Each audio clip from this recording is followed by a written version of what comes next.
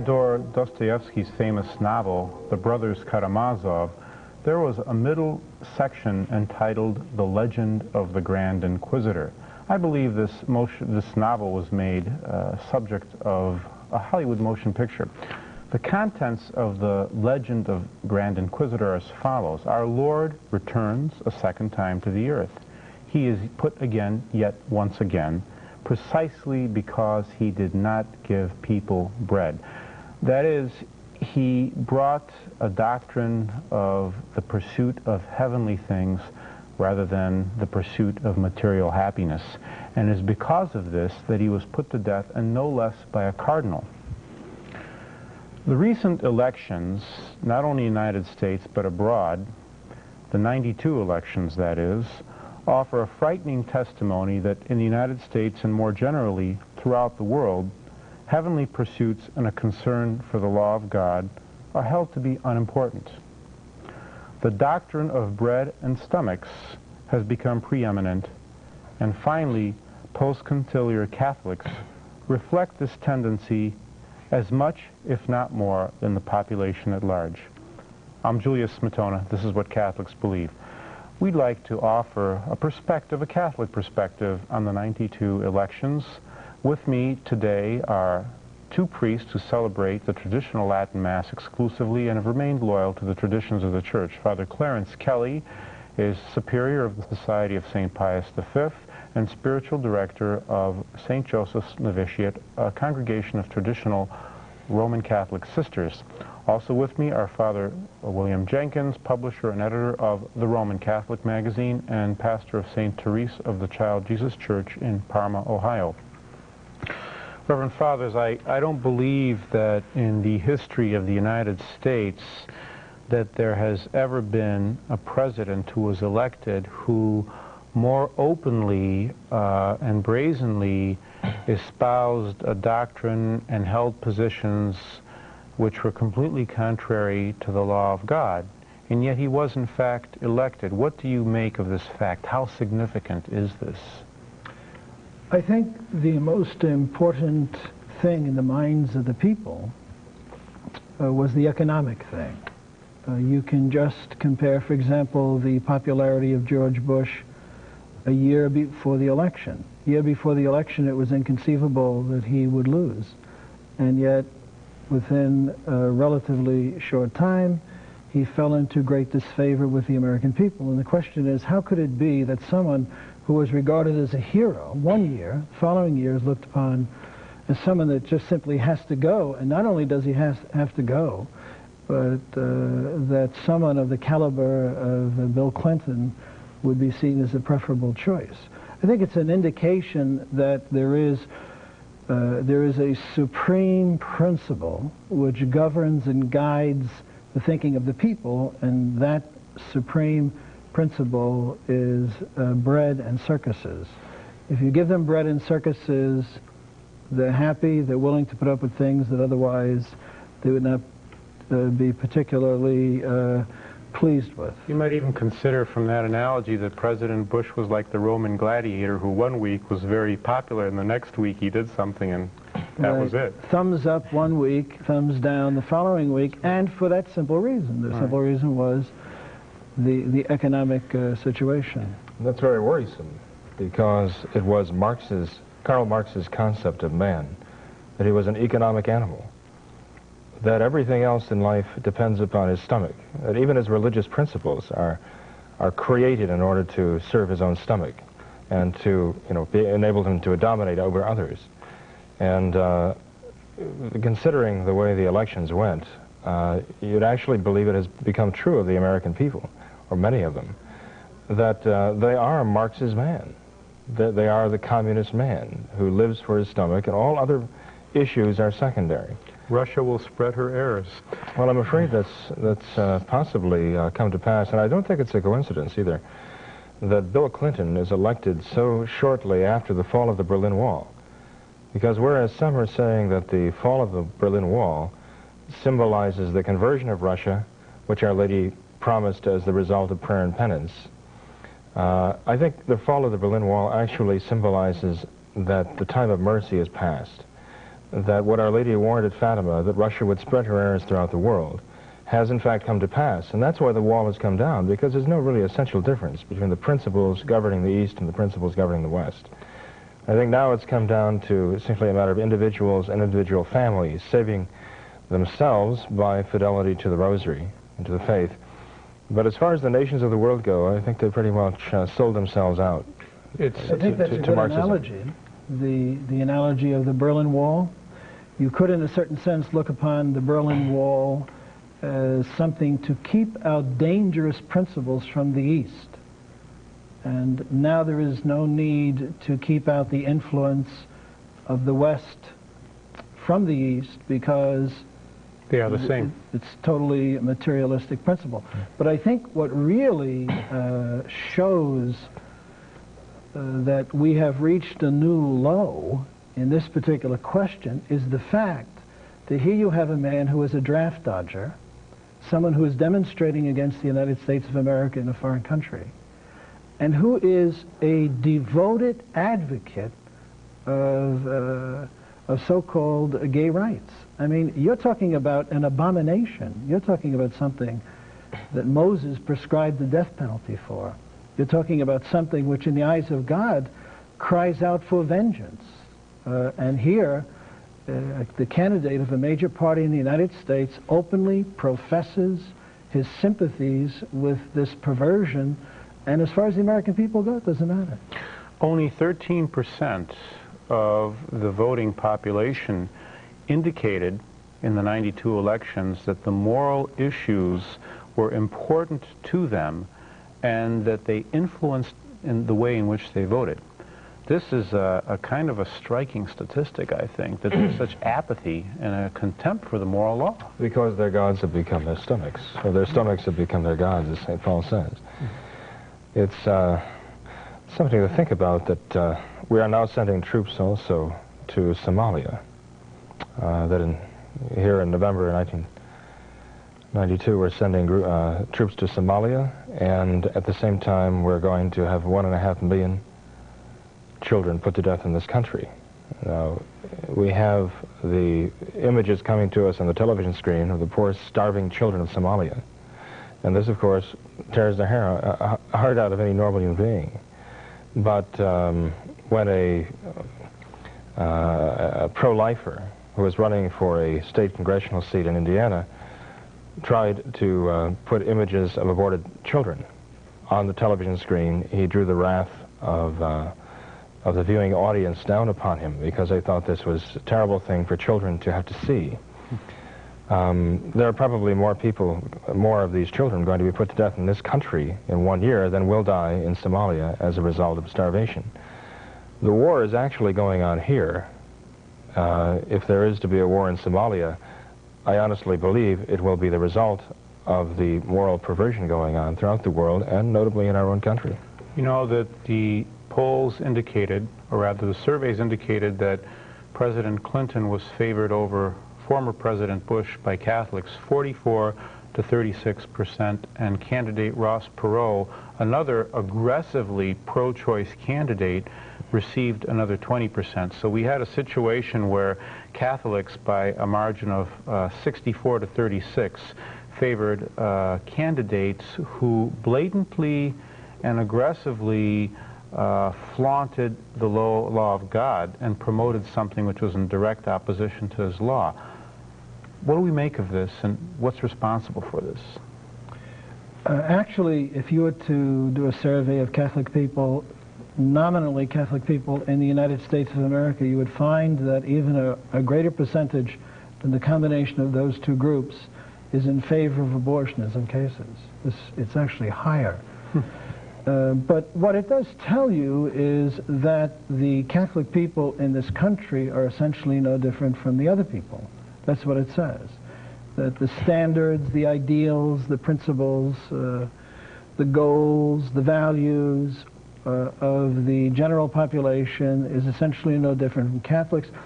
In fact, in some instances you might find that the standards and the values of Catholics is lower than the non-Catholics, in any case. A National Catholic magazine recently published poll results The survey showed that 13% of Catholics questioned are against abortion in all cases. Only 13%. That's amazing. Well, it's not amazing in the context of the reform of Vatican II. It's perfectly consistent with that reform. It's amazing in contrast with the way Catholics were before the Second Vatican Council. But all you have to do is to consider the opening speech to that council by John XXIII, and what he proposed was so radical that it's hard to believe that so many people missed it. In fact, it's hard to believe that many of those bishops did not stand up at the council and shout no, because what he proposed to do was not the reform of one doctrine or another doctrine of the church. He actually said, we're going to make a distinction between the positive revelation and the way this revelation was taught.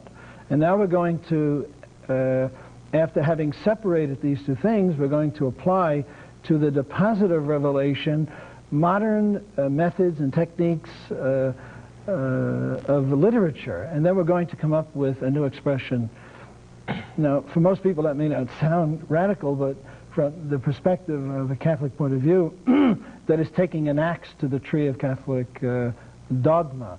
Once you destroy dogma, then morality goes down the drain very quickly.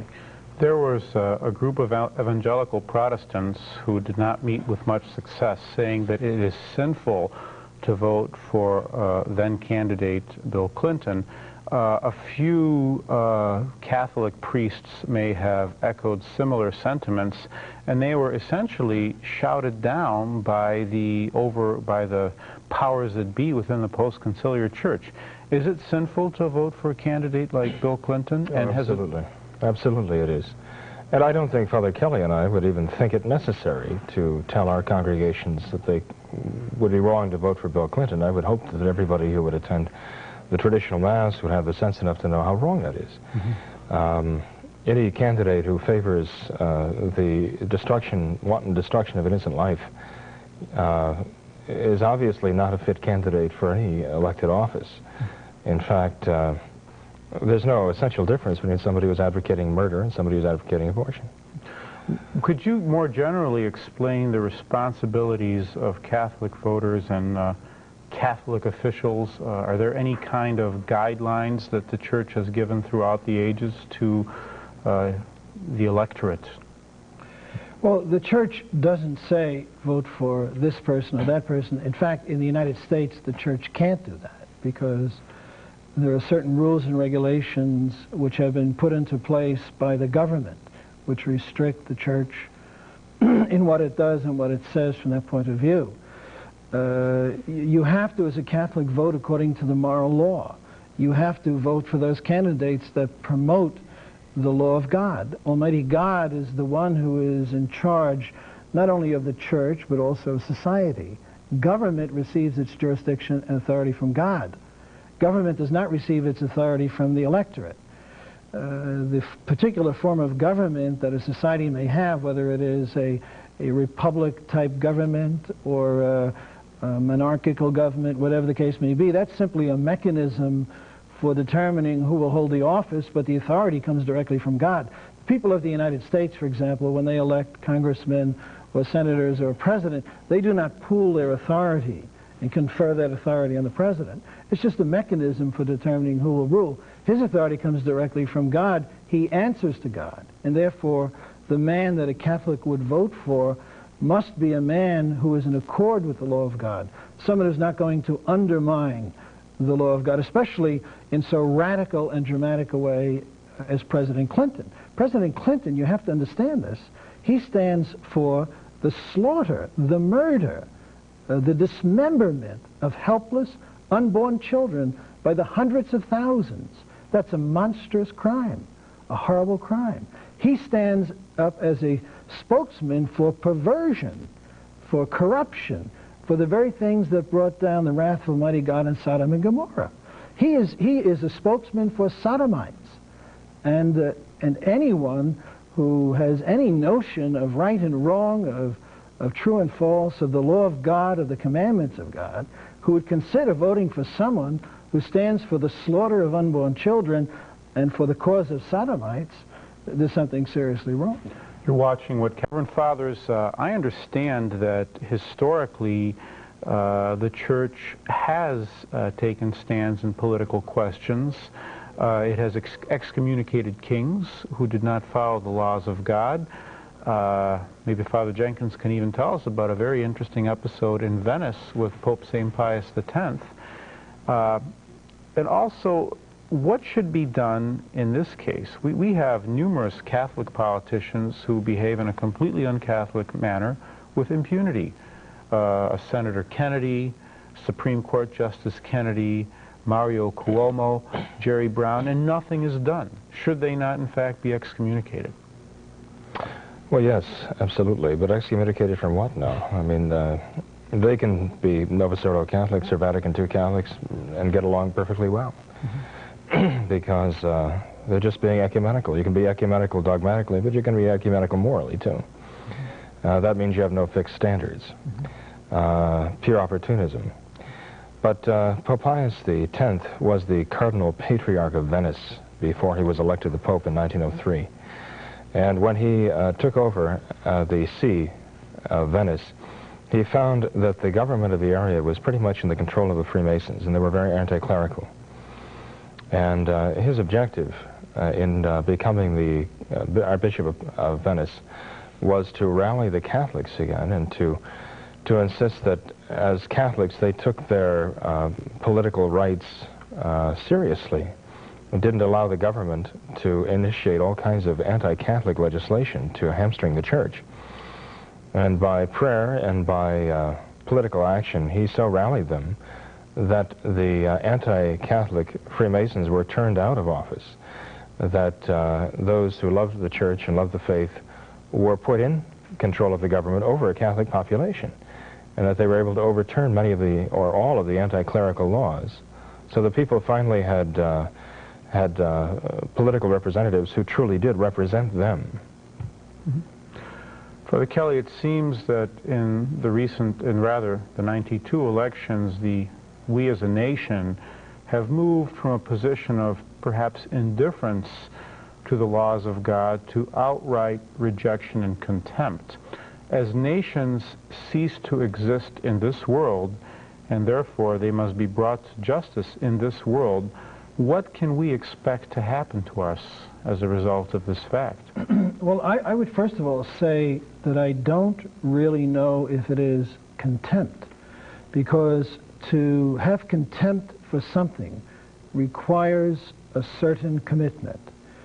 It requires a certain backbone, even if it is rooted in evil principle. But it nevertheless requires a certain degree of commitment and determination, and that is what I think is lacking. I don't think there is contempt as a general rule among the American people for things of religion or for the law of God. I just don't think there's sufficient backbone to have contempt. I don't. I think there's just a broad-based indifference.